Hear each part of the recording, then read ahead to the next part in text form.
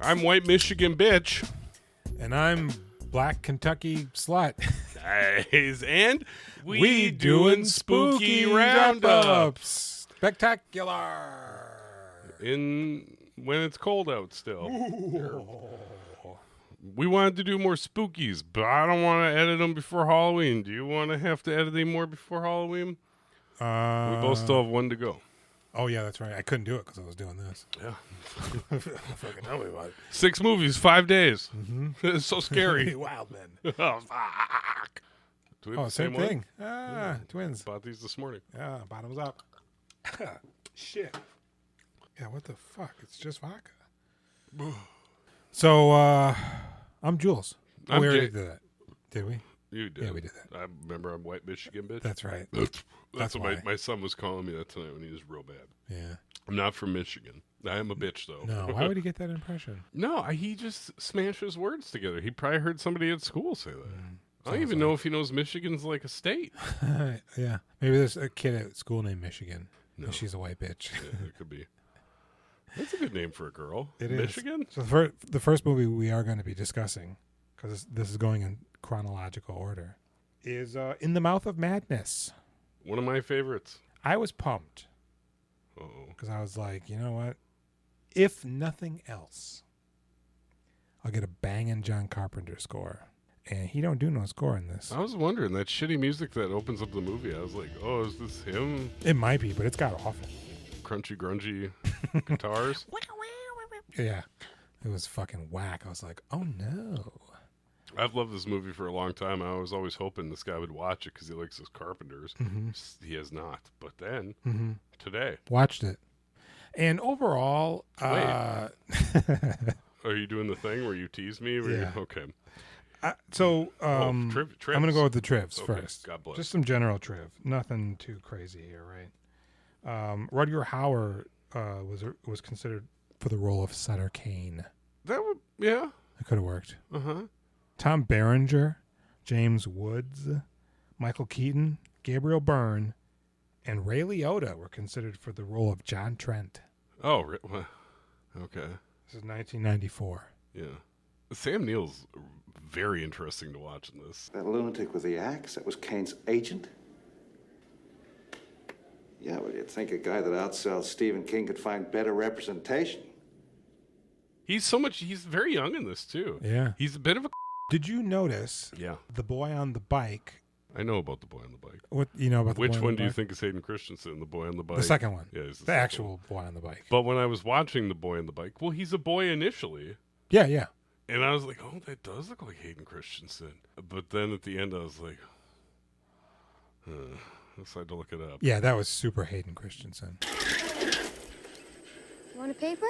The other guy's name is like Sean Barker or something. He's a young Canadian child actor. Did they just put the old man mask on him then? I think so because Yeah. of the voice, but they could easily just overdub that voice. Yeah. That old man mask, It's freaky. I fucking love it when he's like winking and smiling and shit. It's so good. It reminded me of Drive. I have a question. Yes. The very end of the movie, Oh. when he's in the theater, Yeah. you think he popped that corn? Yeah. He worked right? the rig and he's popping the corn. He's totally doing it. Yeah. Relax, buddy. You're awake now. So yeah, I mean, overall, I thought this was a. Do you want me to do the synopses? You don't know what to do? Hit me with that synopsis. In the Mouth of Madness, author Sutter Kane is known to stutter brains with his utterly insane, cluttered refrains. But on the eve of yet another campaign, the author goes missing before he could deliver his latest manuscript to his editor. Now the publisher is screwed, having sold the book with no book to sell, so they hire Sam Neill to follow the clues and find Sutter Kane if they hope to avoid shudder and pain, all while the world is on the brink of collective insanity. In the Mouth of Madness. Yeah. That's fun. This kind of felt a little like Zombieland? no, it was another spooky. It was the Jeff Goldblum film, Oh, Hideaway? Hideaway. Man, you've been invoking Hideaway quite a bit. Because there was a little bit of that cheap early 90s CGI. Like the book? Like when he rips himself. Yeah. Yeah, it's... But there's still some practical shit in Lots here. of it, yeah. Yeah. The old woman from Seinfeld, she was in there. You mean Happy Gilmore's grandma? You're in my world now, Grandma. Oh, dear. I mean, there's a lot of motherfuckers in this movie. Can I ask you a question? Please. Do you read Sutter Kane? Yes. Backwards. Mhm. My eyes are bleeding from reading the book all day long. I don't blink, so blood comes out of my eyes. A lot of the people standing around during that diner scene where he smashes the window were not extras. They were just people who were walking by watching the movie made. Oh. A lot of big suits. It's the 90s. Women are drowning in heron suits. Yeah. Men are just looking like that guy from that band. Talking Heads? Yeah. You're doing it again. Yeah. This isn't another thing. Heston, did you like watching him answer that or talk on that phone if there's nobody else on there? Oh, yeah. That's all I could think about when he's doing the call. I'm like, he's not on a real phone call. He's acting. Yeah. He's acting circles around everyone. All right, guide me. I don't know how to do these. No, short it's cool, ones. dude. There's like a number of people in here from that era that it's nice to see. No Stephen Tobolowsky, unfortunately, but Are you thinking of Jurgen Prochnow and Vigo the... Jurgen, yeah, Vigo the Carpathian, Yeah. who really has a lot of dialogue in here. Johnny boy. Johnny, my boy. Uh-huh. I'm like, oh, he's terrible. What But is then- happening? But the rest of it, I'm actually like, I'm kind of into him. I kind of think he's great. And Jurgen Prochnow, Yeah, Jurgen. I think he's Jurgen. fucking awesome in this. Yeah, think I was he's like, who really, is that? Well, he's our friend from Body of Evidence. Uh-huh. And what else? Did we see him in anything else recently? No, but I always get him mixed up with that other German actor that's more contemporary. Udo Kier? Yeah, no, from Inglourious Bastards. Bob Lazar? No. Christoph Waltz. No, Who? the Nazi who was no longer a Nazi working with them. Oh, that guy from SLC Punk? Yeah, well, fuck you, man. Hey, don't say that. Fuck you. I said I'm sorry. No, I said... fuck you. Till Schweiger. Oh, sure. That's a good name. Yeah, isn't it? Yeah, I don't know. It in some ways it reminds me of Alan Wake, which is a video game. Oh. And in that he's a writer who's got writer block, and his wife takes him to a cabin, and there's just evil that lurks there and feeds off of artists, trying to get them to manifest the evil into like existence. Okay. And it claims his wife, and he goes after her, and he's just battling evil. But he's an author, like I said, like a Stephen King. Well, yeah, I mean, Except as you progress through the game, you find pages from this new manuscript that he didn't write. That's about what's happening. yeah, so obviously they stole this from In the Mouth of Madness. Except they don't really do that in here. She looks at the book, and you see the entire movie and fast forward. But it's almost like a Bill and Ted thing when Sutter Kane's like, take this book back. I wrote you. It's just like, hey, remember to go back in time and put the keys here. And then they find the keys. But you don't have a choice. Everybody except for Sam Neill completely is just like, yes, I've given in. But even Sam Neill fighting it is discovering he returned the book months ago.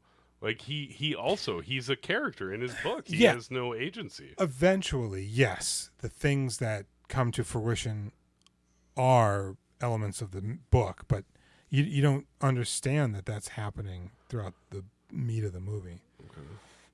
I hated that woman that he was rolling around with. Now, what you're saying is true. There should be, out that window, a black Byzantine church with 250-foot spires with gold onions on the top. Now look.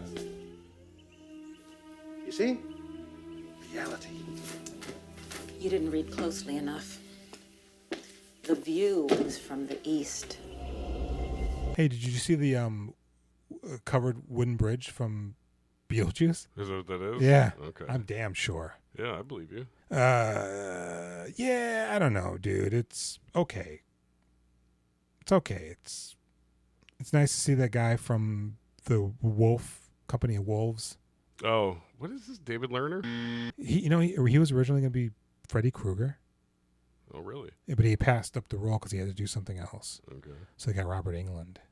I love this movie. I still really Still. like this movie. Excellent. Yeah, I think it's pretty rad. Did I tell you about how I tried to buy bed sheets for this? No. Like 4 years ago. I didn't know they existed, and then I saw them. I was like, Jenny, can we please get this? It's Sam Neill. It's got all the crosses everywhere. Oh, I was like, okay. God, please get this. She's like, no. Yeah. And I still think about it. Here's the story. I saw this on video because I was very excited to see it because I wanted to be a writer. I was big into being a writer. So a lot of those storylines, I instantly gravitated towards them. We were driving from Reamer, Minnesota to Duluth, probably due to dying grandmas. We had left when it was still dark out, and I had just seen the movie, and as we're going down this rural country road, I see somebody on a bicycle in the dark. Jesus. And I was like, oh fuck, oh fuck, oh fuck. I closed my eyes. And then we passed them and everything was okay. I was so scared. It really creeped me out. It's so interesting every time they slowly drive by somebody biking in the middle of the road. It's like, I don't think they're actually driving. I think it's some sort of like a track effect or something. But it just looks so, I don't know, weird. Yeah. And just to think that there's at least 3 instances in one movie where a car slowly drives by a guy biking, and the guy just looks at him the whole time. When you first see that little boy before he turns into the old man, that look on his face as he's like biking in the darkness and just his face is lit up, fucking awesome. It's real creepy, and it's the desperation of trying to escape Hobbs End. She was going through some shit while driving that night. Yeah. And What he's just sleeping. Another thing I thought was really interesting was the old woman in the motel. Her naked husband was handcuffed to her ankle. Hush. I'm like, what the hell is going on there? She's the crazy woman that chops up her husband in the books. When she mutated, that was a miniature. They originally had a guy in a suit, and they were like, The miniature doesn't look great either. no. John Glover as the head of the asylum. Yeah. That was amusing. I didn't know John Glover was gay. Yeah, me too, until I saw his husband. I was like, oh. Oh, really? Yeah. I've never seen his husband. There was an interview where they were talking about making the Batman movies, and like his response to something was like, "Oh, honey," and I was like, "Oh, I had no idea." Interesting. I think they got married in like 2016 or 2013 or something, like pretty recent. I always really liked John Glover. Yeah, it's one of those guys you don't realize until you see him. You're like, oh, yeah. Yeah, I haven't thought about him in a while. I loved him in Brimstone. Okay. Yeah. So I really like this movie. You're not super into it. I love the practical effects. I'm really surprised. It was not a big hit. It tanked. Oh, right? God, yeah.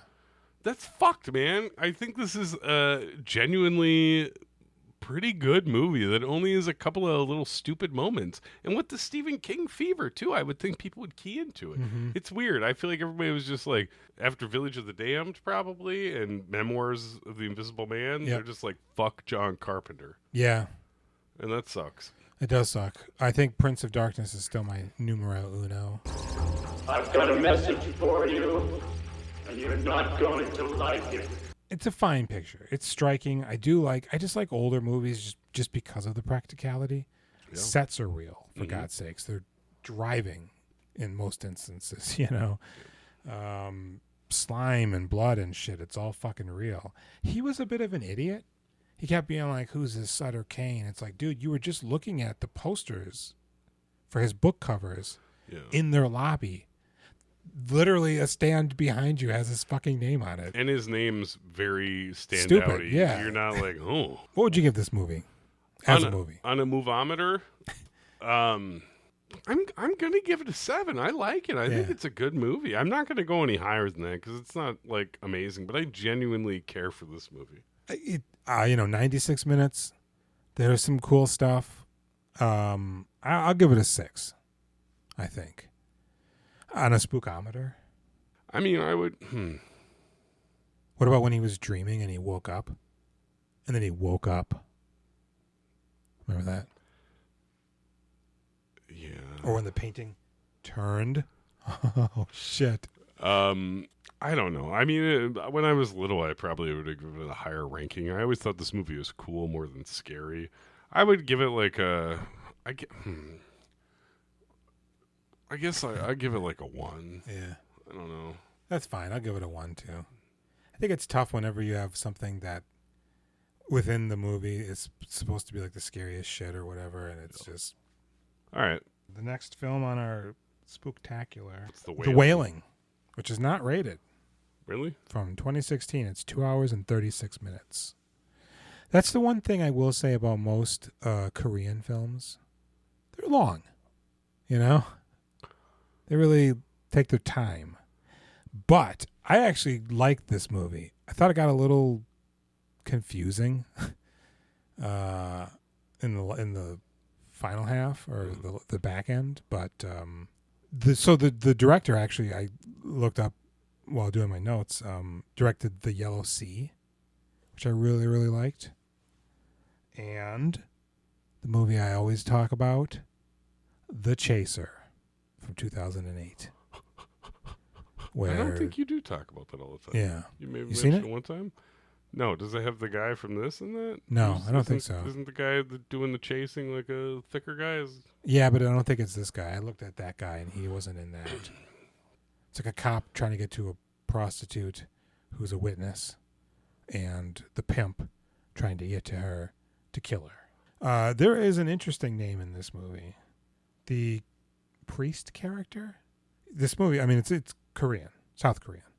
And so the subtitles. He says his name is Yang Sam, capital E dash lowercase Sam. And then in parentheses, it says 2-3.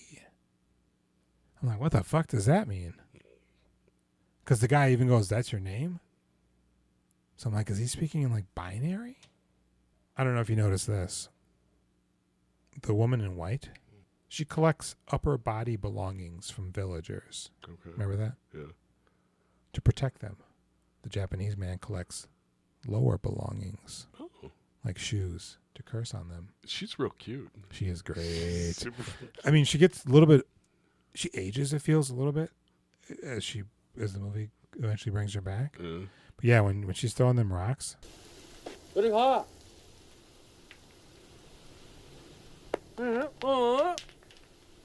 냅둬요.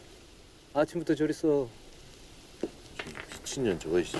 I've been like, what's your phone number, girl? This movie is really fucking funny a few times in it. Yeah. And even when it's like violent, it's still quite humorous in that it just feels like, yeah, that's probably... It's character-derived humor. Yeah. Like, they built this main character really well. So you really get a lot of comedy out of him. So the only thing that I can say is that you need to hit me with the synopses.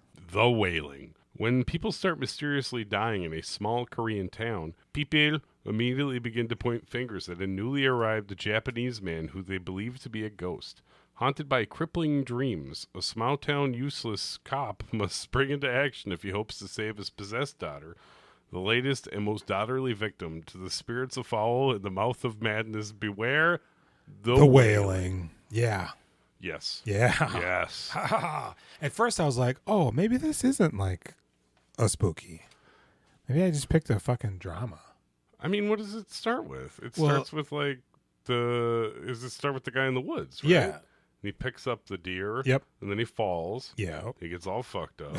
And then he sees the red-eyed man. Yeah. I think I basically made it to like the red-eyed man creeping at him, and I was like, nah. That was my reaction when it first came out, and people were like, gotta see the Wailing. And I was Yeah. like, no. You know, because I think that's a pretty... At first, it's a really cool scene. And when he's climbing over the rock, I thought, oh, this looks really cool. But then he like reaches towards the camera. I was like, oh, that's not very cool. I find it much more creepy when like he looks over at him from far away. When he starts moving at him, I'm like, no.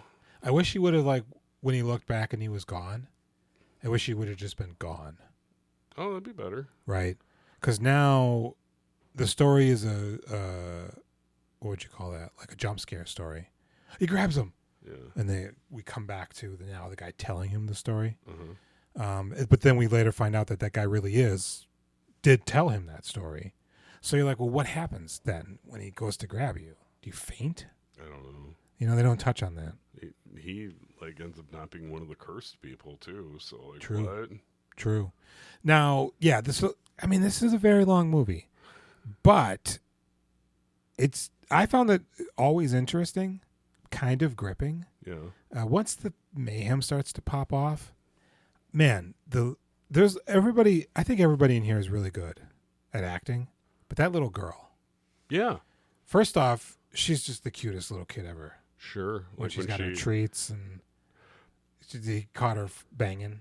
Yeah, I really liked it when he's fucking the mom in the car. A little girl shows up and they're like, "What are you? Get out of here! Get out of here!" Yeah. He keeps trying to chase her off, and she's not going. Yeah. I also find it hysterical when he's having the nightmare and he's waking up screaming about slut bitches or whatever. Yeah. And he looks over and his Wife. wife and daughter both just look at him like, Well, the grandma and daughter are at the table, and then he gets to the table to eat, and he looks outside, and his wife's outside washing, and she's giving him a look. "Oh yeah, So I'm like, oh, is she pissed? Does she think he's cheating? that's the come fuck me look." Yeah. That's She awesome. goes, he's dreaming about sluts. It's time to pounce. I don't think she heard him screaming that.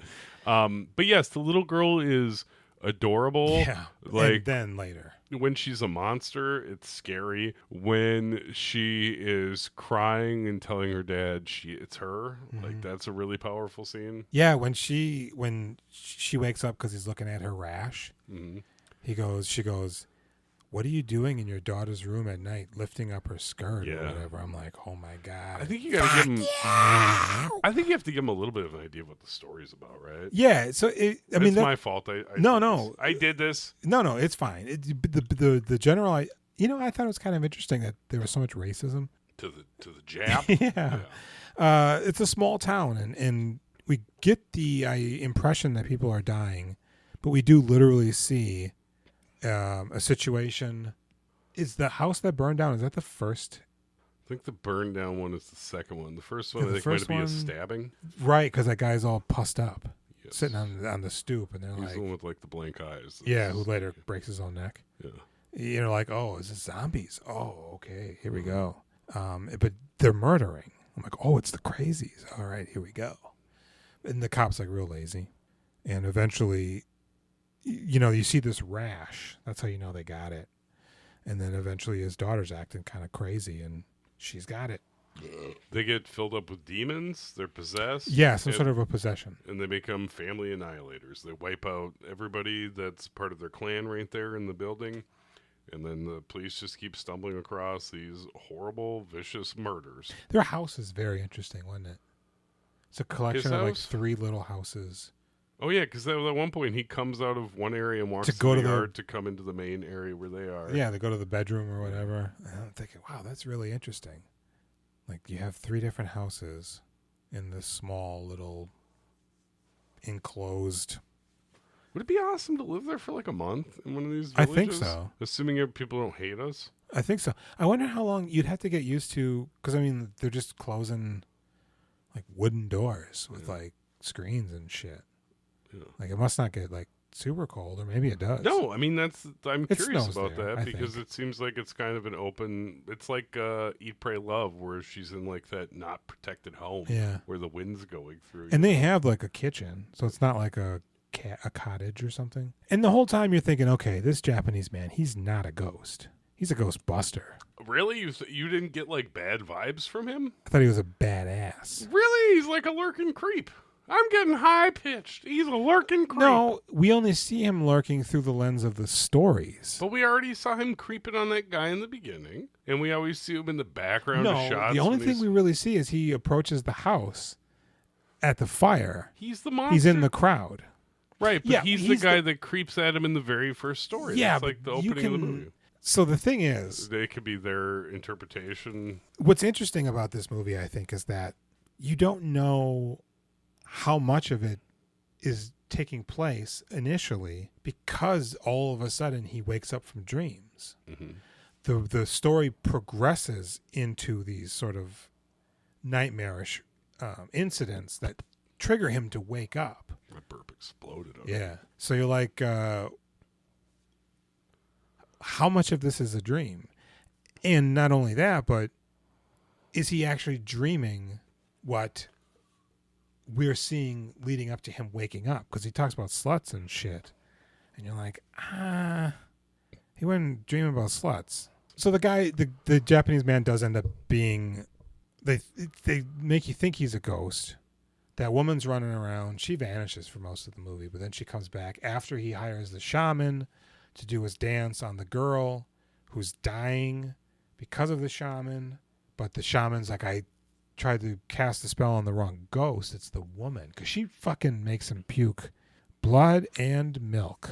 Okay, there's Like, milk in there. That's why it's... Gallons of it are just I grew quite angry with the father for making... being an idiot. Yeah, and like shutting down the shaman's thing. Like, it seems like it's having an effect. Right, your daughter's like, please make him stop. But also, she's a demon. Yeah, that's the demon. Very clearly evil. Right. So let him do his thing. It's the demon talking. And he That's what I shuts it thought. down. Yeah, he Yeah, does. of course. Fuck, she's not in there right now. Mm-hmm. Except, knowing what we know at the end of the movie, what do you think was the point of that? Okay, so I actually spoiled the Wailing for myself 3-4 months ago because I was like, well, I'm never going to watch it, but people always talk about it. And they're talking about how the shaman and the demon are in it together. Yeah. I think he probably does drive the demon off. I think the idea is to collect the money. It's like it's a hustle. It's an evil spread, but it's a hustle. Like, I don't think they don't leave monsters in the village. Like, they move on. Is the Japanese man actually the devil? I don't know, man. It doesn't seem like you'd be the devil. Because he looks to very do this. devilish. Yeah, at and the he end says there. he's the devil. Right. I don't know. I assume he's on some rung. Either way, it seems like these two dummies are enjoying themselves doing this. Yeah. Like, the shaman's clearly evil, but I felt like he was actually doing the work at that point and getting rid of the demon. It isn't until, for me, he shows up and just takes photos. Yeah. And leaves. I'm like, oh, yeah, he's a bad guy. Yeah, he's real bad. Because I thought when the dad gets home and he sees the girl sitting on the stoop, just fucking like, you're just like, man, she is doing some heavy lifting here. Who? The daughter. You Like- just see her just like, I just killed my family, basically, right? And boy, they are dead. There's a lot of death. There's a lot of killing. There's like a zombie fight. Good picture though. I thought it was pretty decent. I think this is like a very solid movie. I think the cinematography is nice. The settings are nice. The shots are beautiful. I think it's pretty funny. I think it's well acted. I don't think it's scary. And what I was expecting was for it to be scary, and I was scared 0 times throughout. The dad is a tough character to swallow. He's so fucking funny for a little bit. But yeah, he ruins everything at the end. The lady in white, who me and Jules are like, we like her, we like you. Yeah. She's going to save the girl and kill the demon. And he's like, I can't do this. I can't wait for the third rooster crow. I got to head home.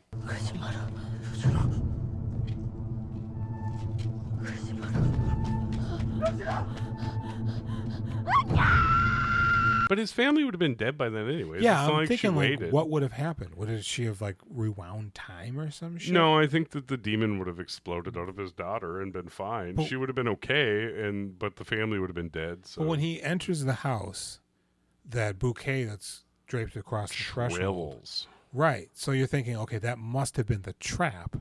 But for who? Yeah. As a movie, I would definitely give this a 7. I'm going to give it a 6.5 just based out of my disappointments, but I do find there's a lot to like out of it. Yeah, on a spookometer, yeah, I mean, I'll just give it a 1 to be generous, but 0. there's nothing going on there. So yeah, then the third film on our spooktacular roundup I have to pee. is Jason urinating. Oh, man, it's so scary. Your shirt's good. Thanks, I bought it. Yeah. Who was giving it to you? Gabe? Yeah, right. He ain't getting you He shit. ain't giving me shit. Does he give you anything ever? Every now and again, through Christmas, he gives me what he can. Well, I gave you bed bugs. You're welcome. So the third one, what is it? When Evil Lurks? When Evil Lurks. When Evil Lurks, not rated, 2023. Bucha Kukau. I gambled on this. I gambled on 2 foreign films. In the Mouth of Madness and When Evil Lurks? Yeah. Yeah. This movie was interesting. Had some interesting elements. Okay. I don't have any trivia, I don't think, for What? it, though. You ain't got nothing? Except for the 7 rules. Don't always say goodbye when you're playing with the Ouija board. Never play it in a graveyard. Rule number 1, and this is for dealing with rotted and the possessed. Do not use electric lights. The shadows they cast draw them in. Okay. Rule number 2, stay away from animals. Rule number 3, do them no harm. Rule number 4, take nothing close to them. They are attached to it. Rule number 5, never say the devil's name. That calls them. And this is the one that I have issue with. Rule number 6, never use a gun. It's a modern machine. Or you'll die yourself. I don't know. They don't specify. But if that's at least a rule, then you would think people wouldn't so flagrantly abuse it Yeah. as they do. And then rule number 7, do not fear death. Was that number 7? Yeah. And they don't talk about that? They don't talk that's- about that. That's her secret skill, right? She does not fear death. Yep. Yeah, I wondered about the gun thing, too. It seems to be because it's a machine, just Mhm. because of the lights situation Maybe. also. But But that has stuff to do with shadows. Yes? at the midpoint in the movie, the shadow cast from a candle does the thing also, What thing? where the shadow like elongates. Oh. So it's like, well, it's not electrical. And not only that, when they pull up to her house, she goes, "This you can stay the night, but there's no electricity." But she's got flashlights. Yeah. I mean, they're battery powered, but still. Battery is electricity, right? And not. Dude, Ah! when push comes to shove, Yeah. I need you to hit me with that synopsis. When evil lurks.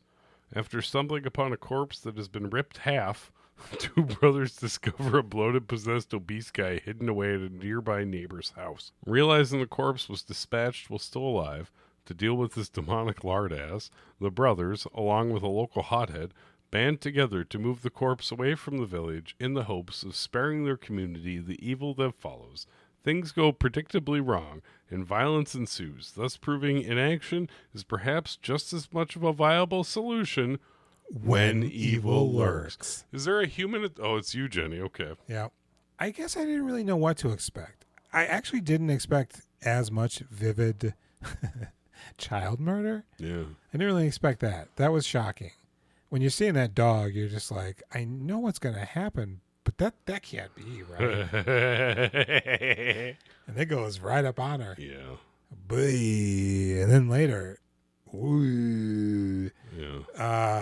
Yeah. This is an interesting movie because I really like when a movie just has something unique going on within its world. This feels a little bit like the video game Death Stranding. I'm sorry. I you know what? I choose to love the video game aspect of yourself. It's a big part of you. And I'm sorry. I just don't know the references. No, I know. So it makes me go, nah. I know. But Death Stranding with Norman Reedus? Yeah, I mean the basic concept there, is things happen in that world. Rain, when it rains, if it touches you, it ages you rapidly. What? Time falls, what they call it. So everybody puts their hoods on and shit. But it's got Norman within Reedus. this world, when they find that dead body and they got that weird mechanism, they're like, oh, that could be something stupid. Wait, what? In the beginning? Yeah. They have a weird mechanism? They find the dead legs suitcase, and it's got like almost looks like Is it the thing we see at the end? yeah, and it almost looks like, what do you call that? Like a diorama of like the planets. Okay. Just like it spins and there's a thing or whatever. The thing at the end kind of reminded me of like a compass where she's... Yeah. Click, click, click, click. Yeah, exactly. But then once you see the fat pus asshole, Yeah. and they start using terms, you're like, oh. And that's what I found interesting was like, yeah, they say like it happens more often than cities. It can't happen here. Like they know these rules. They have a song and What? If they had just left that guy alone, no problems or what? No, I don't because know. he's bearing the baby of doom, right? what are we supposed to do with this thing? The Rottens? Yeah. Yeah. And after he kills that one, you got to figure like there had to have been a rotten case 0 where they didn't have the songs, didn't know the rules. Mm-hmm. Did that also create a weird naked boy? Like what's so special about this one? Yeah. Because the naked boy signifies to me the end of time. Yeah, like Antichrist or whatever type shit. Yeah, I don't know. This movie it's weird. I totally get what you're saying about how it's amusing to be in this world that is like our world. But they're like, yes, we have demons, and there are rules, and everybody knows about the demons. Some people take them seriously, some do not. Yeah, because it creates a unique situation where it's about this weird thing, you know, but it's unclear because when the hot-headed guy, his wife, who's pregnant, she goes, "He's a goat, possessed." Yeah. And he goes out there with a gun, and she goes, "Don't shoot it." And he should know that. And he just shoots it. Spreading my poison into the air with my blood. My soul goes everywhere. So, but he shoots the damn thing, and then immediately his wife cuts his brain with an axe and kills him. The idea is she's infected instantly, and she's now possessed. Yeah, because if you kill them with a gun, then you die. And then she axes herself in the face. Yeah. So after this happens, the main character knows the Rottens are spreading. He goes to the city to change his clothes and get the poison off them and rescue his children, and they're all going to go into the city, into the They're gonna country. leave. Yeah, they have to leave the town. They're in the country, but they want to go to the big city. I think they just want to get the hell out of there. Why does he have rotten on him? Did he kill somebody? He didn't. He just went and talked to the fat guy? Yeah, but because it's spreading, it gets the animals first, which is why it gets the dog. But I don't know, because it kills the girl, runs away with her body, and then he kills the dog, and the daughter returns. But then that guy that killed the dog, he should be dead because the dog is a rotten. Yeah, but he isn't, because he brings... The girl just comes back. So is she the dead girl reanimated, a ghost? Yeah, I think they come back. Because then he rams the car. I mean, it's just a series of shit. He's got some sort of an autistic son who I thought was going to maybe like do something cool. Like Mercury Rising, he's going to save the day. Yeah, the only cool thing he does is he eats the grandmother. Yeah. I did like how they say that the demons that get into the autistic kids, he's nonverbal, non-mobile. He's just kind of there. He's trapped. He loses his shit if he doesn't get apple ice cream. But like the one lady notices he's got claw hands, and she's like, he's rotten. They get into you, and they don't know how these bodies work, so they're trapped for a time, and then eventually that fucking demon figures out how to work that body, and he starts just walking around and talking, no problem. Yo, granny. And then he eats grandma. You know, I don't know, dude. Like, it's a little frustrating. I think early in the movie, it looks more like a TV show. The quality of it, when they're driving erratically with the dead corpse, it's just so bright, Okay. like colorful, and it just sort of feels like a TV show. But it kind of, as it goes along, I like the brother. Yeah. I thought he was great. I'm kind of getting into it a little bit, you know, but I don't think there's anything like super awesome. I mean, if you like seeing kids die, like when the dog bites the girl, it's like, oh shit. Yeah. When the mom steals She the jumps child, out the window. and you're like, oh shit. And she's talking about taking it where nobody can hurt him. And the next time you see her, she's just walking down the street. Because the Brohaim's driving. Yeah. And he goes, oh shit, I think that's Delilah. And he rolls up and looks like she's cradling the kid, but she's just scooping out his brains. Like a popcorn. Yeah. This is, I mean, it's very much like the Wailing, where everybody suffers. There's no happy ending for anybody. No, There is people trying to save you, and you choose to do a different thing because you're weak. Yeah, those little kids at the end were pretty freaky. The girl specifically. Sure. She's got like Joker makeup on. And yeah, I guess they bring about the end of the world, or I don't know, but...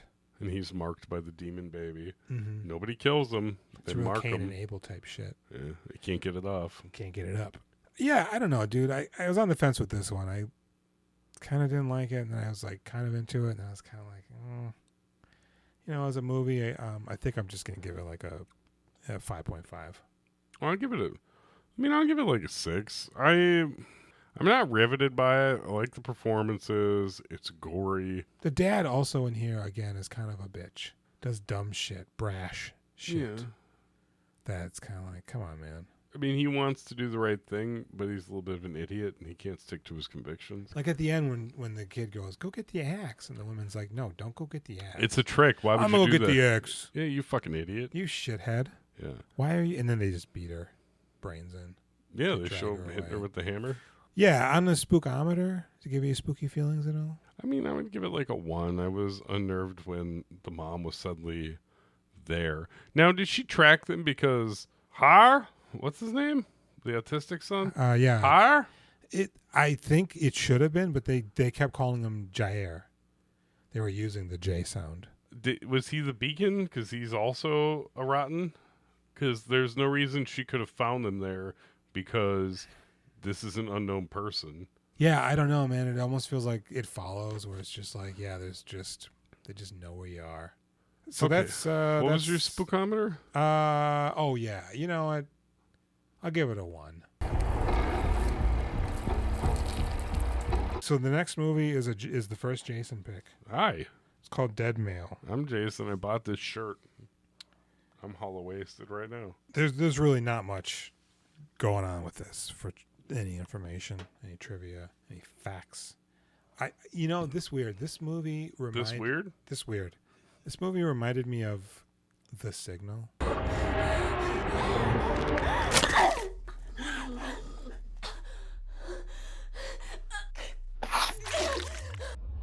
Oh my God. I know. He's kind of gross now. There's 3 sections of the film. Okay. The way it starts with him trying to deliver that letter, it feels like the Hap Good story. It's like, oh, what the fuck? This looks Oh, when he's trying to get low the budget mailbox? and terrible. Okay, Yeah, I don't like this. And it was there was 2 writers and directors. The Sturgeon brothers? Yeah, hit me with that synopsis.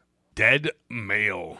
A local postal sleuth that prides himself on finding the recipient or sender of even the deadest of lost or mispackaged mail gets ensnared in a mysterious kidnapping that only he can solve in the hopes of saving the man held captive in another guy's bathroom. Sometimes it's best to simply return to sender to avoid winding up a dead mail. When this movie starts, I'm like, this looks like awful. I don't like this. I hate it, in fact. And then it really transitions into what feels like an overemphasis on this, granulated film filter. Damn, dude. See, my experience with it was that you were enthusiastic about it, so I was like, all right, cool. Well, so I didn't have those feelings. So I'm just like, first scene, this, I don't like this at all. These women, who put women in here? You got me nervous that this is going to be some real Good Place type shit. Uh-huh. You got me nervous because they're being like real weird about the security to the level where the dead mail is kept. Yeah. And I was like, it seems like it's the world in the 70s, but is this hell or something weird? Yeah, and then we meet the guy. Hi, Daddy. The girls and I were driving to the Springs to take a load off after midterms. It was pouring rain, but we were being careful and responsible like you always taught me. But, Daddy, you never taught me what to do when an armadillo runs out directly in front of your path. I swerved. National Weather Service. Hello. May I please have the precipitation records of Dahlem, Payne, and Lubbock counties from the 20th through the 24th? Of course. Just a moment. And I'm like, oh, yeah, this is a really good movie. As soon as we meet that guy? Yeah. Because he's cool? Yeah, and he's calling that Swede. And they're doing like weird shit. Because the concept of the dead mail is that a package ripped and the contents is all they have. They don't know what the label is, or the label's wrong. Or it's a handwritten letter covered in blood on a ripped piece of paper, you know. Undeliverable. Yeah. So they go, instead of just tossing it, we bring it down to Lester. And the molester? He's a spy or something. Lester? Yeah, that's what they say. Because he knows like some James Bond. They say something about like a British guy or something. He knows a British guy or something. His friend who he calls. Mm-hmm. And so you're like, okay, what? And that guy, he has to unlock the door. He can't stand here. It's protocol. And then he starts reading this letter and he's circling words and then he calls up this guy. He's looking at maps. He's getting like rainfall information and shit. I'm just like, what? Is this like secret code? But no, he really just finds the woman to give her necklace. Seems like a cool dude. I'm real confused why he lives in the men's shelter because he likes it. I don't know. That was a sense of community. A very weird touch. Yeah, it seems like just a notch above homeless shelter. Yeah, but this movie is in the past. This is like the 70s or 80s. I don't. The fact that they have affordable housing makes me think it's 70s or 80s. I mean, it feels like the 70s because they're devising synths, which is weird to say. Yes, synths play an important role in this movie. Oh, big time. So right out the gate, you're just thinking, yeah, this guy's going to be solving crimes. Yeah. Right? And he's weird at this weird men's place and make friends, get a guy in your bunk or whatever. And then immediately after he kind of figures out a slight idea of where this guy might actually be, because he does think he's really being held, he's basically killed. What are you doing down here? I need to know who you're talking to. Hang up the phone, Jasper. Hey, man, I really can't. And you're like, what? And the movie is all of a sudden the guy who killed him is at a synth show, an expo. Is he is obsessed with synths? This isn't just something he picked out to like capture a man? No, I mean he watches synth movies on his TV while eating his Neapolitan ice cream. What's up with that? I don't know. He's also got the detached basement. One of the houses we looked at before we bought this house, the house is okay, but like to get to the basement where you do the laundry, you got to walk out the front door, walk around to the side of the house, go down some stairs, and then open the door to your basement. And I just cannot wrap my head around that shit. This guy's basement, and the basement looked like the back rooms. His basement is awesome. It is up, vast, but like there is something I cannot handle the concept of having to go out of my house to go to my basement. This is very bizarre because basically, you're like, what is going on here? He stumbles upon this guy, and at this point, I didn't quite yet realize that this was the guy. Oh, you really? No, I'm just like, what's happening here? I don't understand. All white people look alike? No, the I didn't realize that the victim was this guy. Okay. Because you see him, he's all fucked up. But he's like, yeah, your synth is baller, and I want to fund you. And I'm just like, okay. I mean, he seems weird, and this does seem sexual, but this is very bizarre. And he gets him the poison to kill the voles. And it's psychotic because, I mean, he has like a seemingly endless supply of money. Well, I mean, I don't think the money he is investing, I honestly don't think it's too crazy. I don't know what he does for work, but he seems like he has a solitary, boring existence. And he's in his like late 40s probably. And he's just been stockpiling money. Like, what's he gonna do with it? True. So like the amount of money he actually spends in this movie, probably not that much, I guess. I mean, considering we don't see him do anything and there's nobody that lives with him. His whole thing is, I've got these buckets of ice cream. Like, that's what he's got. He keeps in that very tiny fridge in his basement.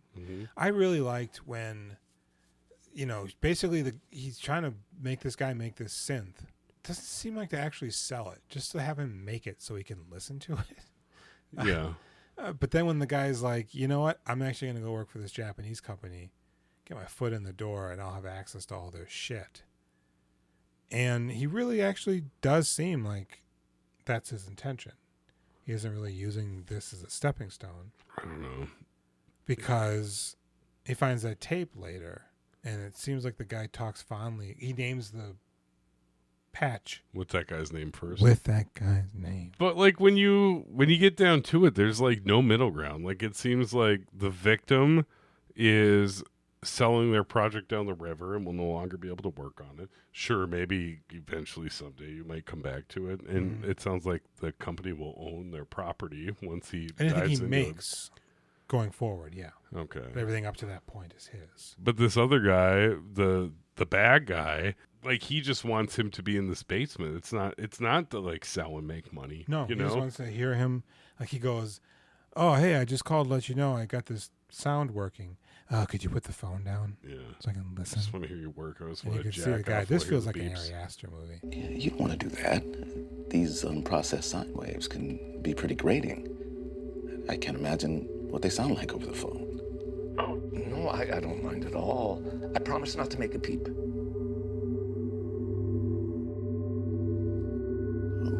Okay, I'll put it on the speaker. Thank you, Josh.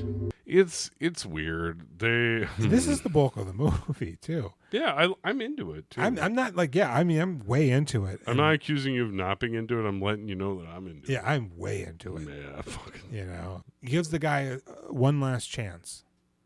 He like creates just this bitchin' workshop in his basement. Mm-hmm. I really like this because while he's sitting there losing his mind, he's just fingering the ice cream into his mouth. He just grabs the tub, doesn't get a spoon. He's just when he's falling apart the night before, he presents these things to himself.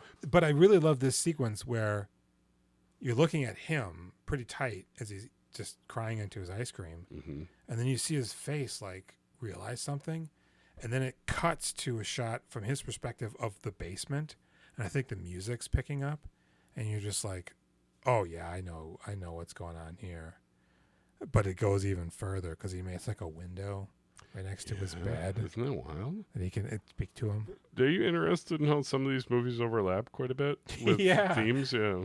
And what's even wilder is, I mean, there must be several days where that guy is just laying there on the ground. Yeah. Yeah, for sure. And it's like, yeah, how can you make him? He's given up. I'm confused on how the old dorky ass white guy is strong, because I don't think he should be.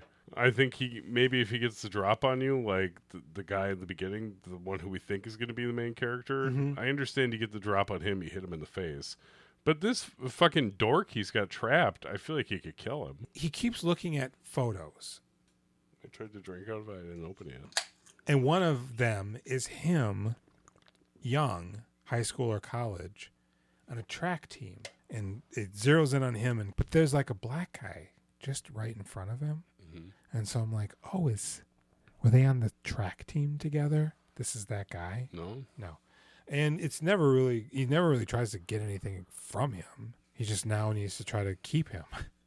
It's more about keeping him at this point because he's probably like, I really broke the law. And then, and they have a connection. Like they did have a connection. It's a weird lopsided power dynamic, but they're both getting a lot out of it until they don't. Yeah. Because one wants to leave. And then in the later half of the later third of the movie, the goes back to the ladies. And then the women kind of do a little sleuthing. That guy's pissed because he misses his friend. Hello? Hello, is this Mr. Whittington? Yes, it is. Mr. Whittington, I'm happy to report you have been chosen for a special promotion. Discounted top coat painting for your exterior siding.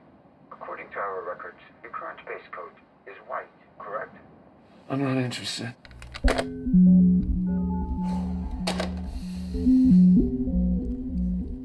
So he helps them find the house. And she's stupid. She gets sucked in, but she saves the guy. And the bad guy, ultimately takes the poisoned chicken that he made and goes and eats it in the other guy's garage. Why am I convinced it's pork? It's chicken? Maybe it is pork. Why do I think it's pork? Because he likes teriyaki chicken or some shit. Because he made it for him to kill him. Yeah, because he specifically said, "What on earth? What do you like the most?" He's like, "I like Ponderosa's teriyaki chicken." That's not what it's called. I like Tortina's pizza rolls. Tortina's. And so the guy trademark. We're trademarking that. Dies, We're gonna be gross. And the woman saves the guy. Yeah. And unfortunately, Lester is dead. I was like, maybe he's not dead. No. He also killed that other guy. Made it look like he choked himself and killed Lester. Again, this guy should not be superhuman because the fucking nerd with the ponytail, the gross ass ponytail, drilled into his spine, like his back. Yeah. And like he's like, oh, pfft, and he fucks him up. And the guy's like a cold-blooded killer. If It's that like was Hannibal Lecter. if that was me, He couldn't kill me. I would have got his ass. That's crazy. The guy, when he kills himself with the poisoned pork, Yeah. that's a really good scene. Like, he's acting his heart out. And he's You're listening he's to really that good. recording. Yeah. It's blowing him away. But, yeah, there ain't no coming back. I thought this was a really great movie. Kind of gives you like an initial pretense. And then mine's like the most unusual, like, it's like Misery or like a... It is very much like Misery. You know, where, fuck, you know. Except for he's not like breaking his feet and he's not forcing him to work on it. He wants him to work on it. Yeah, I wish that I had not seen this after Heretic. I wish I had seen this first. Did you see this before Heretic? I did. Oh, I bet that was better. It was the first one I think I watched of all of the movies. Ooh. It's like if I had discovered this at a time in my life where I was like really into discovering movies, I would have been preaching this from the gospel. Yeah, I like this movie. Yeah. I don't think I like it as much as you because we watch things in different orders. Yeah, you know, on a movie scale, the Movometer, shit, I'm gonna give this a 7.5. Oh man, I'm gonna give it a 6.5. Yeah. That's great. I mean, there's nothing spooky about it. No, it's a little. You feel some things. But You definitely feel bad for the guy who gets kidnapped. You feel bad for the guy who gets murdered. Like when he super fucking glues his arm to that tub. Yeah, I was like, oh no, that's rude. No. Yeah. But then he lets him go. Well, he breaks free from that bathroom to does. mail the letter. It seems like another situation in which, how is that guy able to overpower him? He seems like such a dork. I don't understand how that thing got so bloody. His wrists were a little chafed from the chain, but that postcard or that piece of paper was like drenched in blood. Well, those handcuffs on. But you're just writing, "Hey, help me." I wonder if you put the blood on there to make it like. This isn't a joke. Yeah. This isn't a joke. You give this movie 10, I give it 1. Yep. 7.5, 6.5, spookometer 00. Yeah. It's unnerving and it makes you feel bad sometimes, but not scary. Right. It makes you question your own sexuality at times. But Right. Because you're like, these guys, there's a heat between them. And I feel like I would like somebody to kidnap me, keep me in a basement. We work on some projects together. And we never fuck, but we want to.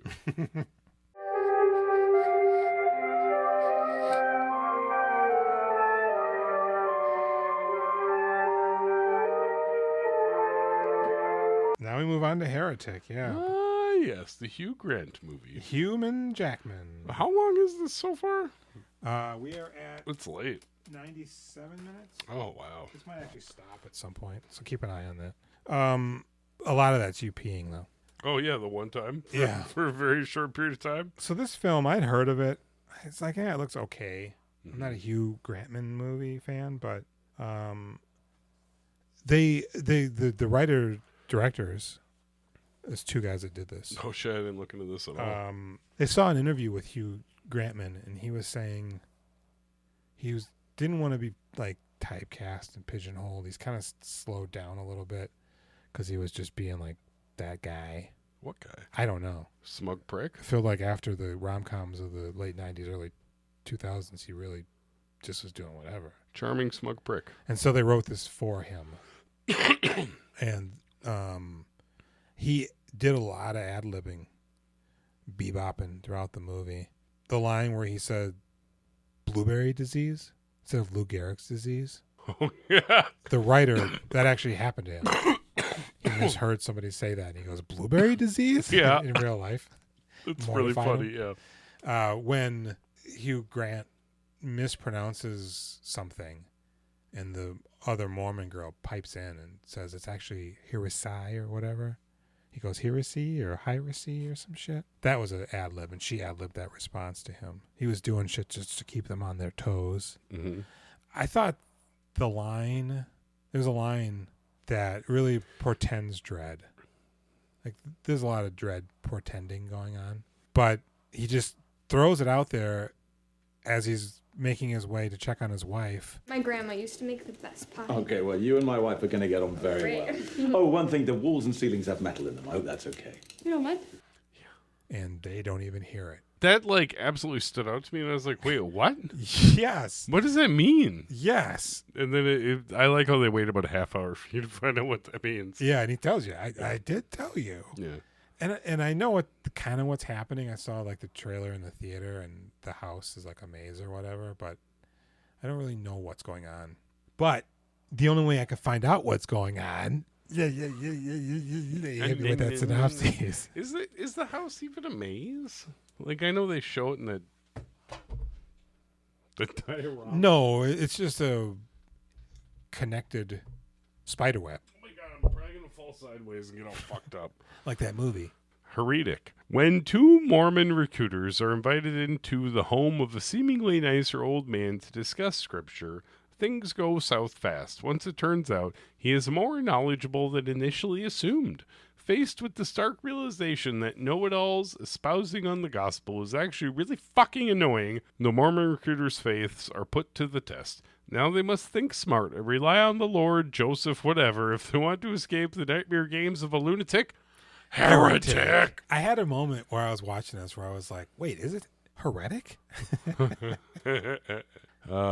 Somebody described this on the internet as like a really annoying atheist corner to people. It's like a Charlie Kirk debating an atheist video.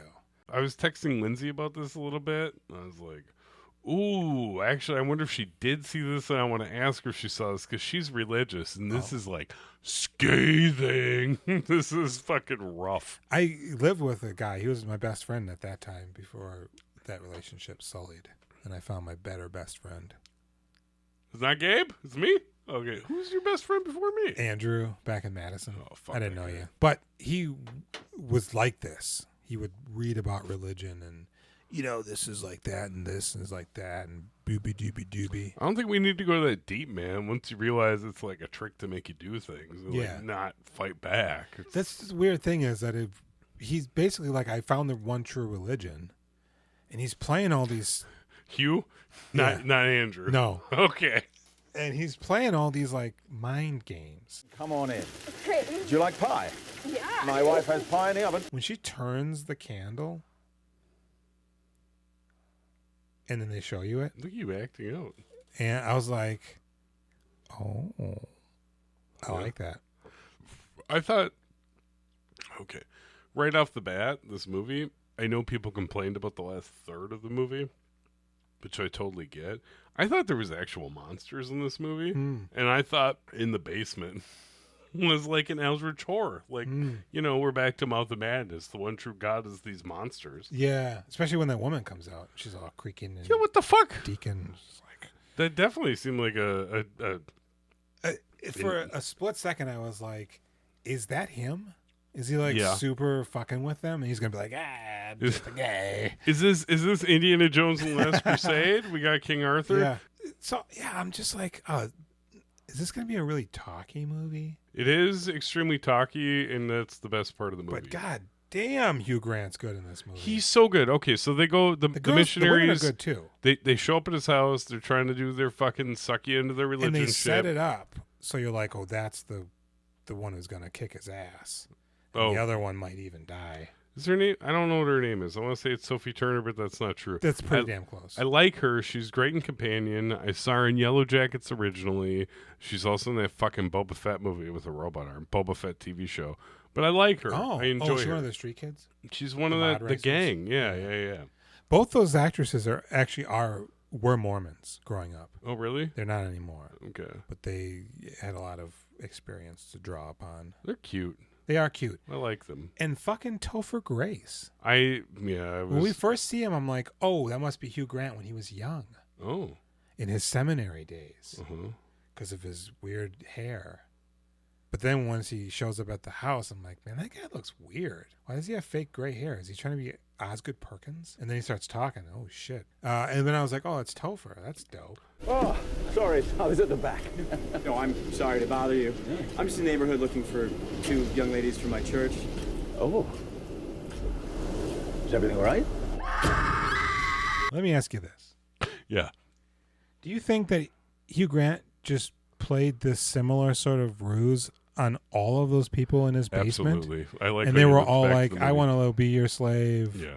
No, I It's don't. not that mind-blowing. No. I don't think that's it. I think he captures you, and like, a year later, your mind is. You're just broken like, and oh, you're a fuck it, slave. I can't get out. No, I mean, yeah, they break It's you the, down. Like, it's the implication. Is what the idea is all religions do that. They break you down, right? Yeah. Until they could shape you into what you want. 'Cause They're in cages, Jules. They're in actual human-sized cages, just enough for their bodies to fit. Because the girls lock their bikes up on his gate. Yeah. And when Topher Grace is there, clearly their bike's no longer there. Or he's stupid. And when they were trying to get, and when they were trying to get their coats, the girl you think is the main girl has the key, but the other girl who you think isn't the main girl, when they get their coats, now she has the key. Yeah. And you're thinking, oh, he must have made a mistake.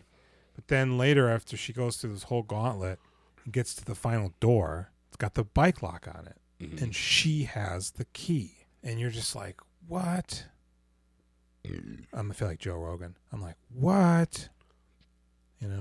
And he's like, I did all of this. I knew you would do this and that and the other, and you believe in me now, don't you? That's not what happens. Yeah, and she goes, no, I don't, because that's not what happens. Yeah, because he's like, look, religions, you know what the deal is. I made this happen, right? I am inevitable. I don't know. She... And the woman goes, run. He tries to trick her, and he's like, listen, your friend didn't come back because she's got the implant. She's a cyborg. And she's like, I don't think that's true. You're trying to trick me. Something happened here that threw you off, and you're trying to make something up now on the fly. Well, yeah, and it's the not AI working. shit, the NPC shit. Yeah. So... Which I thought was a little dumb. Yeah, but I understood her point where it's like, oh, this guy, he just But it does makes whatever. it makes him seem pathetic. Yeah. For But the then, first time. He did get shaken up and did have to come up with things on the fly, but things still proceed perfectly according to plan. Mm-hmm. And she ends up in the basement. Yeah, but then she runs away again, and he stabs her. Well, after because she stabs him. Yeah, because she's a dumb bitch. She says the magic underpants. Yeah. Like the girl told her. And so now you're like, okay, he's about to kill her. Something's going to happen. Mm-hmm. I don't know what, but something.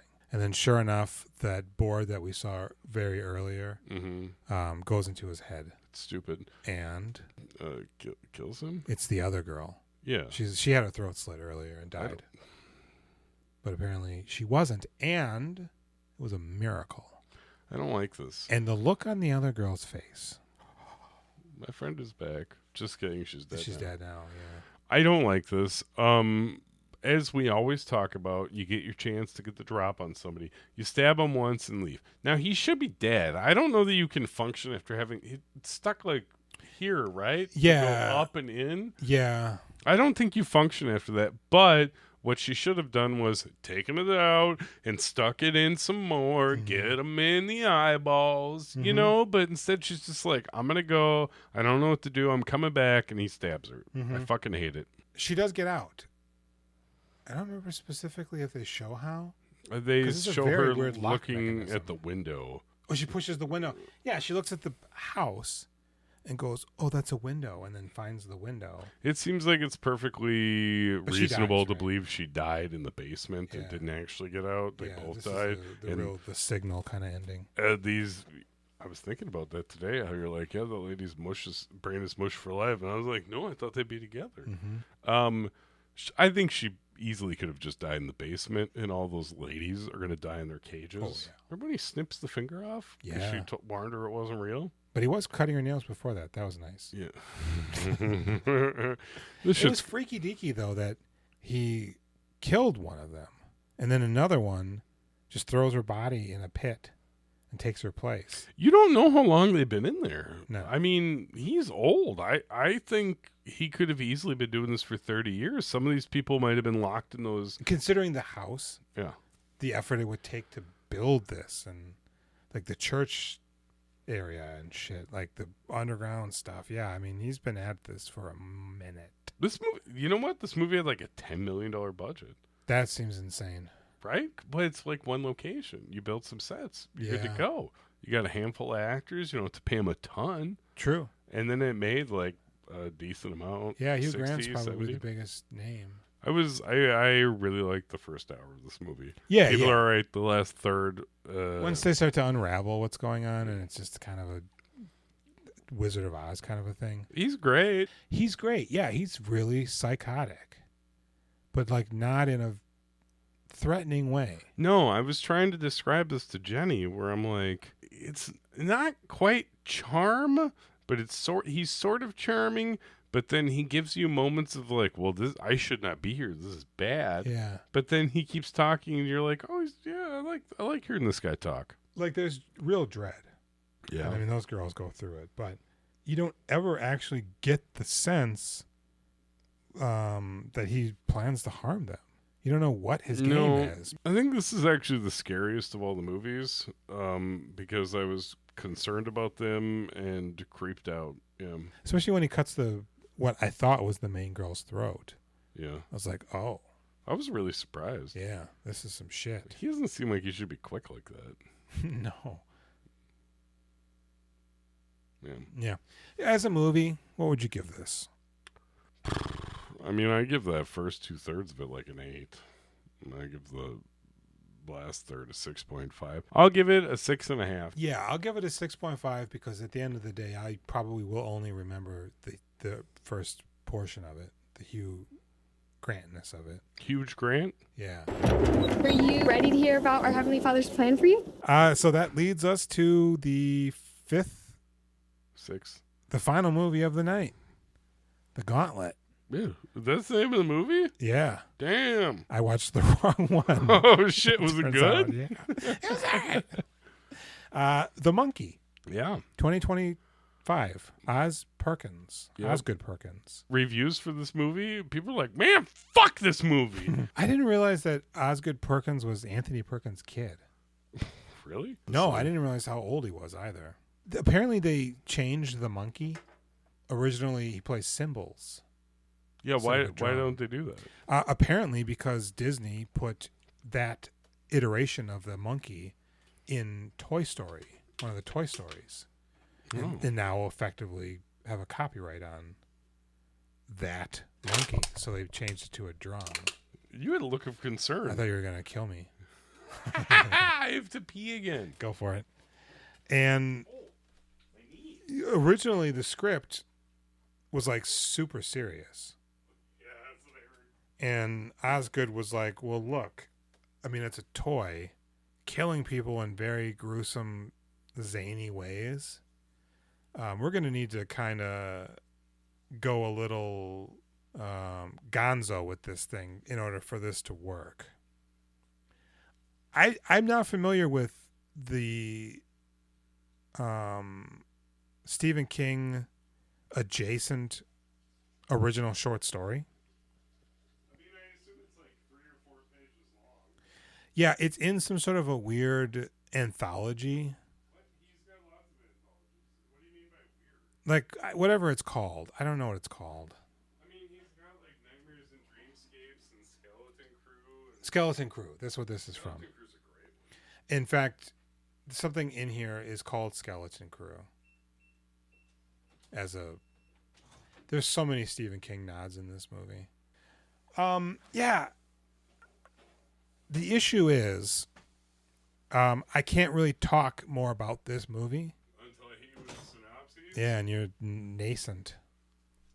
Nascent Jason is what they call him. The Monkey. When two brothers, one a gentle soul, the other a real shit stain, discover a wind-up toy drum-playing chimp in their absent father's things, it becomes immediately apparent that the monkey, once wound up, kills indiscriminately. After spending his entire life trying to forget about the monkey, while also forming no real human bonds other than dropping hot loads, the gentle brother must now team up with his estranged son at the direction of his dickhead, technically older twin brother to hopefully bring about all of the horrific deaths that have been occurring at the hints of the monkey. What? Mm-hmm. Older twin brother to hopefully bring about all the horrific deaths. What? Stop them? Whatever. Was Adam Scott their father? He had to have been their father, right? Because they don't specifically say. He has to have been their He's father. a pilot. Yeah, I was like, is he like a ship captain? Because their dad's a pilot. And Yeah. he has a pilot suit on. Who else would he be? But they don't ever show him die. No, and the mom just says he went out for cigarettes. He has the monkey. He's trying to sell it without the box. He clearly has been surrounded by the gore that the monkey causes. Oh, he's covered in blood. blood. Sir, you have blood on you. Huh. Oh, what? That's crazy. It's not blood. Yeah, he's like, well, we don't take toys. Returns on toys. Don't call it that. It's not a toy. Yeah, which is odd because... Did he buy it there? What do you mean a return? Yeah, but then also, like, now that you mention it, like, the monkey never seems to be offended if you call it a toy. I mean, I guess that's maybe him being offended. It needs to wind up. Yeah, I guess, maybe. So he rips the guts out of that guy, and then Adam Scott dies. I'm thinking it's got to be the fucking dad, but whatever. I mean, I don't know. He flame torches. That's what they call it, right? He uses the flamethrower on the monkey. He's like, fuck you, motherfucker. And it melts and melts and melts. And then he's never heard from him again. No. The kids have no father. But the monkey's in a box then. Because it returns. It teleports. Around. It walks around. Teleports. Takes the bus. I actually thought about that a few times. I was like, can we actually see the monkey walking around in resuming position? Because it seems like he does. Just like hard cut to a guy having dinner with his wife at an Italian bistro. And she's just loving it, and she just looks outside, and this monkey's just walking. With his drumsticks in the air. Tatiana Maslany is in here. Yeah. People don't like her anymore. Why? Because of the She-Hulk. Man, that's fucked up, dude. I liked She-Hulk. I was entertained by She-Hulk. I'm real over the Marvel shit, except for Daredevil. No hate for Daredevil. It's a pleasant, funny, silly show. Like, here's the thing. It's because she's a woman? I watched the first episode. Yeah. And I was like, you know what? This just isn't for me. It's just a lawyer comedy, and but she's a She-Hulk and they're superheroes. I didn't need to lose my mind about it. No. It's like, it's not for you, it's not for you. Anyways, I still like her. I think she's cool. I think she's interesting. She's very pretty. She's the only person in this movie who dies from like what you could consider like a natural cause. Yeah. She has like a boomerang aneurysm. Yeah. It isn't like everything else is like Final Destination. Yeah, I actually found it quite funny that people hated this movie. and then Final Destination is a huge box office winner. Yeah. I think it's very gory. I think it's interesting, kind of. I don't really like the main guy. Really? I felt like he was a bit of a nerd and I wasn't into him for like a half hour. But then at a certain point, I'm like, no, I like this guy. And as soon as they bring his brother back, I'm like, oh, no, he's the good one. Yeah, his brother sucks. When they brought the brother back, I'm like, Stifler? When they brought his brother back, I was... It is the funniest shit on the planet. Yeah. His Arrested Development, he's locked into the time period when his mom died. He's a completely broken boy, and he's still got that cocky, shitty attitude.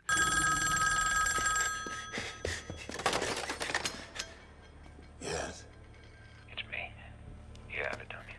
I don't know, maybe.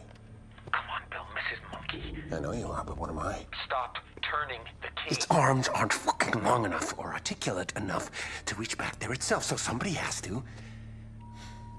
And also no. And I just found him to be like the most humorous boy on the planet. In his lair. We gotta go back and do the synopsis a little bit of the thing is that this monkey, if you wind it, it indiscriminately just decides to kill someone. You don't know what's going to happen. When eventually you do know it kills, it's never going to kill who you want it to. Or you, apparently, if you're the one turning the key. Although I think they're being a little generous with making that a rule. I think so too. But the first time they wind it up, nothing happens. They go to the what do you call that type of restaurant? The Benihana or whatever. Their babysitter is looking at the guy who does the chopping and the flipping of the food, and he's hitting on her. They got some real hot tension cooking, and then he goes to do a flip or something. Nowhere near her. No, right? Cuts her fucking head off, falls off on the grill, and starts on fire. It's great. It's pretty good. Really pretty funny. And then the dickhead brother who puts the banana on his other brother, he's like the younger brother. Who's like, I hate my brother. I'm gonna have him killed. And he does the monkey. Because like these girls are bullying him at school. His brother's behind it. Dick. They're mushing bananas on his head. His brother is a real piece of shit. If you told me that he like molested him in some way, the younger brother, I'd be like, yeah, I believe that. Yeah. And the mama dies right in front of this boy because he wanted. Nice brother winds up the monkey. Shitty brother comes home and sees his mom hovering, and she's bleeding out of the ears, and another aneurysm pops and shoots a blast of blood on the table. She dead. Because I'm like, what does she do? She's always just making food and around, but not working. Yeah, that's interesting, right? Yeah. And their house is like incredible. Well, they weren't that expensive back then. Oh, wait, no, this is 1999. This isn't the 70s. Yeah. It's got a 70s vibe, probably because Osgood Perkins rolls in the minute with mutton chops. So, I mean, it's just, people are just fucking dying. It's funny, though. All around them. It's sad when the mom dies, but they're immediately taken in by Osgood Perkins and Twyla from fucking Schitt's Creek. Yeah. And they're like, I don't know, does the monkey really do that? Because the monkey follows them. And they're like, I don't know, let's see what happens. They start twisting it. Immediately, you're at Osgood Perkins' funeral. It's so fucking funny. I really like when he's talking to him on the steps. He's like, yeah, Aunt and I were swingers, you know. We never wanted kids. And he's like, I want you to know we're going to do our very best with you boys. It's just that our very best might be pretty bad. Fucking great. yeah, that's super good. That's probably the best scene in the movie. And then immediately funeral. Yep. And then, like, the wife runs into a signpost while her head's on fire. It's like 30 years later. 25 years later, I think. They throw it in a well. They throw it in a well. Apparently, it just takes forever to get the fuck out of that well, even though it can teleport. So I'm like, what? Is it the witch's well? Well, What's you going find on? out later on that it did teleport, and it's off doing it's probably cursing other people. Caused But Vietnam. She hears like the circus music and goes to look. She goes to the basement. She maybe sees the monkey, maybe doesn't. Falls through the steps. She's got that big ass gun. Tacking lure. Pretty sure it's a Magnum 357. That's what they call fish Long and stuff. barrel. Tacking lure, right? Yeah. But then, and then she gets on fire because apparently the rubbing alcohol she's putting on the wounds is enough to just immolate her entire head. Yeah. And then not only does she not then burn to death, she inadvertently trips outside and kills herself on She's the got a for bucket sale on her sign. front step. Yeah, it's so fucked up. But I mean, there's some good deaths, kind of. The realtor getting shot by the fall down gun. That's pretty good. He's got a finger in his mouth. Much like Final Destination, you really feel like, okay, they're showing this character for far too long. They're about to die. Yeah. And they usually do. The diving woman. I didn't know she was going to die, but I was like, oh, I think his son's going to die. That air conditioner's going to fall through the roof at the hotel. The wastoid? Yeah, with this horrible wig. Who I'm like, who is this? Yeah. Who is this? What's going on here? Yeah, and then he pretends to be a cop. Oh. And you see the hornet's nest, and then they all just go inside of him. I thought that was a little weird. I was like, oh, maybe that's the Shitstain Brothers kid. Nope. He goes, this is really funny, because the kid comes back and he goes, hey, I need that monkey, man. And he goes, I paid you $15 to find it, not fall in love with it. It's not a toy. Don't ever call it that. Right. Yeah, no, I thought the same thing, too. It just sort of makes me think about my dad, which I know is kind of a weird thing for, like, a guy to say to, like, another guy. It reminds me of my dad. Yeah. And then the bad brother, he gets killed. The bad brother, the bowling ball, realized that the good brother killed the mom. Yeah, he knew it the whole time. That's why he was looking for the monkey, to kill the good brother. And he's just been sitting around turning that thing. Every death you see at a certain point is just him turning that key, trying to get his brother. Like, isn't there a plane crash? Yeah, because the pilot dies or some shit, I imagine. When he tries to fight with the monkey to make it drum, and the monkey drums a bunch, there's one of those skydiving weddings, and they fall through the roofs, and there's a bunch of explosions outside. And, like, though each of those super speed drums is killing, like, everybody in the town. It's fucking crazy. It's hilarious. Yeah. And so when his brother dies, and him and his son leave, and they have the monkey in the car, and they are driving along and just seeing horrible thing after a fucking lady running with the stroller on fire. Right? Is there the lawnmower guy was earlier in the movie where she's talking. He's been so many people have died. Is it at what point do he says to his son, he's like, we just have to accept that the monkey is ours? he's our responsibility. We have to keep a close eye on him. You know, just like, don't let anybody wind the key. Just take the key out. Yeah, that's true. I love that. I love that they, like, come to terms with it. The monkey's not... He doesn't kill unless you twist the key. Yeah. But then they come across the pale rider of death, right? That's coming across the street with the fucking mysterious CGI smoke. And he looks at them, and they're looking at him. And doesn't the death just go like... Keep going. I fucking love the ending of this movie so much. I find this to be one of the more upbeat of the spookies because they acknowledge they just have to exist within the framework of this doom and keep it safe. You know, we can't throw it away, we can't burn it, we can't destroy it. We just keep it around, and everything will be okay. I love it. In a lot of ways, this kind of, with that reference in mind, is like a Gremlins. It's so... Well, that just happened. Kind of a thing, even though something incredibly insane just happens. And there's an insane amount of gore. It's mostly CGI, but it's a fine movie. I like this movie a ton. It's fun. You could tell that it was like, look, let's just cut loose here.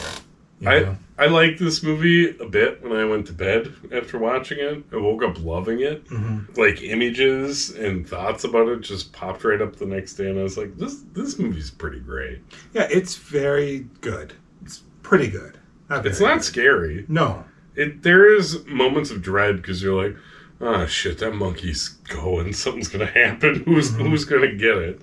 But it's not scary. Yeah, because it's just funny. It's just silly. That even if somebody gets it, you're just like, I wonder how that's going to happen. Oscar Perkins is funny. He makes good movies. Shit. I think that's pretty recent. Yeah, I knew it was coming. Boo. Yeah. So, what do you give this movie? 7.5.